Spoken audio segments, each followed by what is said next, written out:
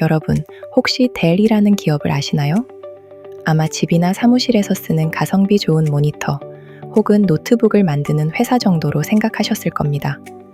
우리에게는 너무나 친숙하고 평범한 하드웨어 제조사였으니까요. 하지만 지금 이 기업은 테크판의 한 자리를 차지하고 있습니다. 무려 트럼프 미국 대통령의 전폭적인 지지 등에 업고 전 세계 AI 인프라 시장을 통째로 집어삼키고 있거든요. 오늘은 델의 핵심 기술력과 다가오는 AI 시대에 이들이 그리고 있는 미래 그림을 알아보겠습니다. 미국 라스베이거스를 뜨겁게 달구고 있는 델 테크놀로지스 월드 2026에 막이 올랐습니다.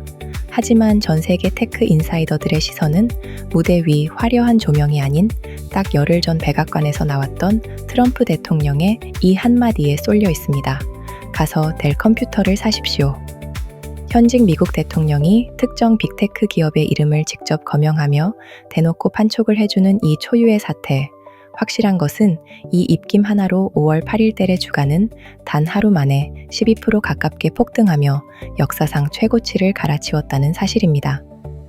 델과 트럼프의 연관성은 과연 얼마나 깊을까요? 결론부터 말씀드리면 현재 미국 빅테크 기업 중 백악관과 가장 밀착되어 있으며 실질적인 정책 수혜를 입고 있는 기업이 바로 델 테크놀로지스입니다. 이 연관성은 단순한 정치적 수사가 아닌 세 가지 명확한 숫자로 증명됩니다. 첫째, 13인의 권력입니다. 트럼프 대통령은 미국의 기술 및 AI 분야 국가 경쟁력을 완전히 재편하기 위해 대통령 직속 과학기술자문위원회를 재창설했습니다. 그리고 이 엄선된 13인의 핵심 위원 중 한 명으로 마이클 델 회장을 공식 임명했습니다. 이는 국가의 미래 성장 동력인 연방 AI 인프라 구축의 설계도를 델이 직접 그리게 되었다는 의미입니다. 실제로 델은 미국 에너지부를 비롯한 핵심 연방 기관들의 대규모 슈퍼컴퓨팅 및 AI 인프라 사업을 독점하다시피 수주하며 국가적 파트너로서의 입지를 공고히 하고 있습니다. 둘째, 62억 5천만 달러라는 역대급 자선 서약입니다. 마이클 델 회장 부부는 트럼프의 핵심 민생 법안인 저소득층 자녀 금융 지원 프로그램, 일명 트럼프 계좌에 무려 한화 8조 원이 넘는 천문학적인 금액을 기부하기로 약정했습니다. 가문 역사상 최대 규모의 기부입니다. 실리콘밸리의 수많은 테크 리더들이 트럼프의 귀환의 눈치를 보며 주춤할 때 마이클 델은 트럼프의 핵심 시그니처 정책에 가장 먼저 가장 거대한 자금줄을 대며 전폭적인 지지를 표한 것입니다. 셋째, 가장 논란이 되면서도 확실한 증거인 대통령의 직접 투자입니다. 최근 공개된 자산 내역에 따르면 트럼프 대통령 본인이 델 테크놀로지스의 주식을 수백만 달러 규모로 직접 매수하여 보유하고 있음이 확인되었죠. 자신이 주주로 있는 기업의 제품을 공식 석상에서 사라고 홍보하고 그 기업은 정부의 핵심 인프라 사업을 따내는 완벽한 상생 구조가 형성된 것입니다. 시장은 이를 트럼프 수혜주의 끝판왕으로 인식하고 있습니다. 이처럼 정치가 깔아놓은 완벽한 멍석 위에서 델은 기술적으로 어떤 미래를 준비하고 있을까요? 그 답은 델 테크놀로지스 월드 2026 무대에 깜짝 등장한 엔비디아의 젠슨 황의 기조연설에서 찾을 수 있어요. 마이클 델 회장의 손을 잡고 무대에 오른 젠슨 황은 지금 인류가 역사상 단 한 번도 경험하지 못한 컴퓨팅 패러다임의 대전환기를 지나고 있다고 선언했습니다. 젠슨 황 연설의 핵심 키워드는 첫째도, 둘째도 에이전틱 AI였습니다. 젠슨 황은 우리가 지금까지 경험한 단순히 질문하면 답을 주는 생성형 AI의 시대는 끝났다고 단언했습니다. 이제는 스스로 판단하는 자율형 AI 에이전트의 시대가 왔다고 보는 거예요. 사람이 컴퓨터에게 엑셀 함수를 입력하고 코딩을 하던 시대에서 이제는 자연어로 업무의 맥락과 목표만 던져주면 알아서 다른 AI들과 협업하며 결과물을 만들어내는 세상이 열렸습니다. 젠슨 황의 표현을 빌리자면 인류 역사상 처음으로 진짜 쓸모있는 AI를 가지게 된 것입니다. 그런데 문제는 이 에이전틱 AI가 구동되는 방식에 있습니다. AI 에이전트는 인간처럼 하나의 결론을 내기 위해 수많은 반복적 추론을 거칩니다. 이 과정에서 발생하는 데이터 연산 요구량은 직선형이 아니라 하늘을 향해 수직으로 솟구치는 포물선형 폭발을 일으키고 있습니다. 기존 생성형 AI 대비 최소 100에서 1000배 이상의 컴퓨팅 파워가 쉴 새 없이 몰아쳐야 한다는 뜻입니다. 마이클 델 회장은 이 연산 폭발을 감당하기 위해 2030년까지 전 세계 기업과 정부가 AI 인프라에 지출할 금액이 최대 4조 달러, 한화로 무려 5천조 원을 넘어설 것이라는 소름 돋는 전망을 내놓았습니다.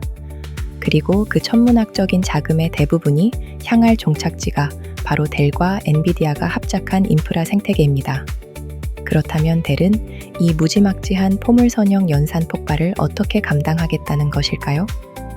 델이 제시한 데이터 센터의 미래는 극단적인 고효율을 추구하는 초고밀도 렉스케일 설계와 100% 직접 수랭식 냉각 기술입니다.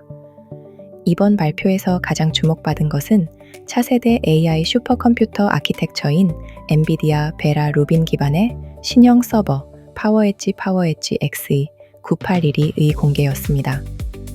젠슨 황은 이 베라 CPU가 세계 최고 수준의 싱글 스레드 성능과 무려 3배나 더 넓은 메모리 대역폭을 제공한다고 극찬했습니다. 델은 이를 통해 에이전트 추론 환경에서 기존 모델 대비 토큰당 비용을 최대 10배나 절감하는 성과를 거두었습니다. 하지만 성능이 높아지면 필연적으로 따라오는 리스크가 있습니다. 바로 발열과 전력 소모입니다. 수백 개의 초고성능 GPU를 하나의 렉에 때려 박으면 그 열기는 어마어마합니다. 이를 해결하기 위해 델이 내놓은 것이 바로 세계 최고 수준의 직접 수랭식 시스템인 파워쿨 CDUC 7000 냉각 배분 장치입니다.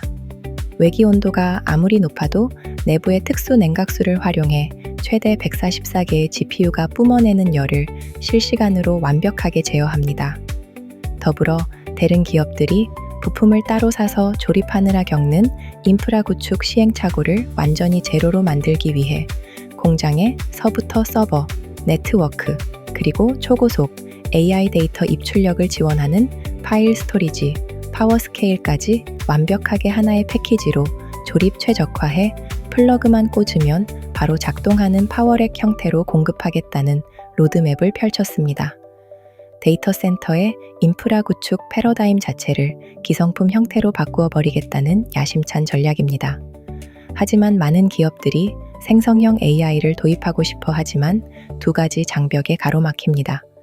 첫째는 매달 수억 원씩 찍히는 비싼 클라우드 API 사용료이고, 둘째는 우리의 핵심 자산인 내부 기밀 데이터가 외부 클라우드망으로 유출될지 모른다는 극심한 보안 공포입니다. 특히 금융, 의료, 첨단 제조 분야에서는 이는 타협할 수 없는 문제입니다. 이번에 공개된 신형 데스크톱 워크스테이션 델 프로 맥스 및 프리시전 타워 시리즈는 사무실 책상 밑에 두고 쓰는 소형 폼팩터임에도 불구하고 수백억에서 1조 개의 파라미터를 가진 최신 AI 모델을 인터넷 연결 없이 로컬 환경에서 직접 구동하고 미세 조정할 수 있는 성능을 자랑합니다. 델의 자체 분석에 따르면 값비싼 퍼블릭 클라우드를 이용하는 것과 비교해 델의 워크스테이션 인프라를 내부에 직접 구축할 경우 인프라 운영 비용을 최대 87%나 아낄 수 있으며 하드웨어 구매 비용을 회수하는 손익분기점은 단 3달에 불과합니다. 돈이 흘러넘치는 대기업이 아니더라도 중소기업과 개인 창작자들까지 자신만의 강력한 사내 AI 팩토리를 소유할 수 있게 만들겠다는 혁명적인 선언입니다. 여기에 엔비디아와의 하드웨어 협력을 통해 구현된 기밀 컴퓨팅 기술은 데이터가 물리적 공간 밖으로 단 한 발짝도 나가지 않도록 철통 보안을 제공합니다. 클라우드 공룡들이 모든 데이터를 우리 서버로 올리라고 외칠 때 델은 당신의 데이터는 당신의 방 안에서 안전하게 보관되어야 한다며 데이터 주권의 기치를 높이 들고 있는 것입니다.